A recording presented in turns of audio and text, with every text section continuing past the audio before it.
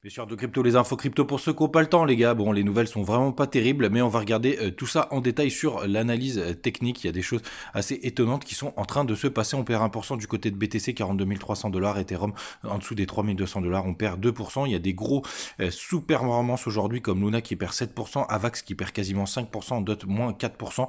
On a aussi dans le bas du tableau NIR qui perd 4,5%. Le reste est assez rouge, les gars. Quand on va en weekly, pardon, sur le BTC, vous voyez, on a clôturé juste en dessous des clôtures de bougies précédentes qui faisaient le beau W. Donc il n'y a rien de très alarmant, mais c'est vrai que c'est vraiment pas terrible. J'aurais préféré vraiment qu'on clôture au-dessus. Cette semaine, une nouvelle fois, sera vraiment décisive. On va passer en Ishimoku pour avoir un peu plus de vision. Vous voyez, on a la Tenkan qui est ici, mais ça reste rarement un support très puissant et très respecté. On pourrait être happé vers le bas du nuage.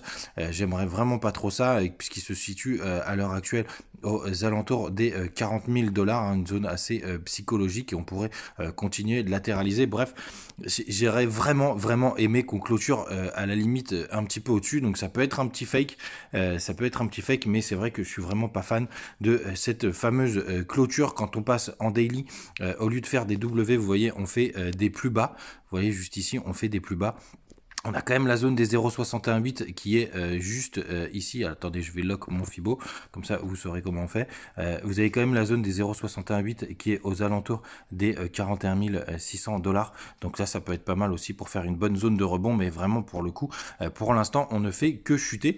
Donc c'est assez chiant. En 4 heures, on a quand même une divergence. Je vais vous montrer. Vous voyez ici sur le cours, on fait des plus bas, alors que sur le RSI, on commence à faire des plus hauts. Donc ça, c'est pour le coup, ça pourrait nous faire un retournement sur les prochains jours, mais pour l'instant c'est vraiment très bizarre. Et ce que je voulais vous montrer aussi, pour autant, on a Ethereum qui est beaucoup plus fort, puisque quand on passe en daily, vous voyez, on a fait un joli W ici, on fait des W, on n'a pas fait de plus bas, puisque le plus bas est au 3143 $, alors que ici on est un petit peu au dessus, ça ferait presque un double bottom parfait. Donc c'est ça qui est assez bizarre. Vous avez des cryptos qui sont en double bottom et d'autres qui font des plus bas comme le BTC.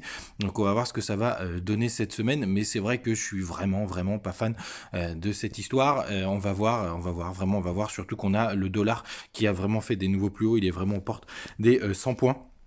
Donc les gars, vraiment prudence cette semaine, prudence dans les prochains jours. J'aimerais vraiment avoir des signaux un peu plus propres sur des time frames, on va dire même en daily, même si en weekly, techniquement, on reste toujours aussi, hein, il y a cette trendline un peu plus long terme qui pourrait nous porter, mais vraiment, je suis pas fan du tout, les gars, donc restez vraiment prudents, faites attention à vous et à demain.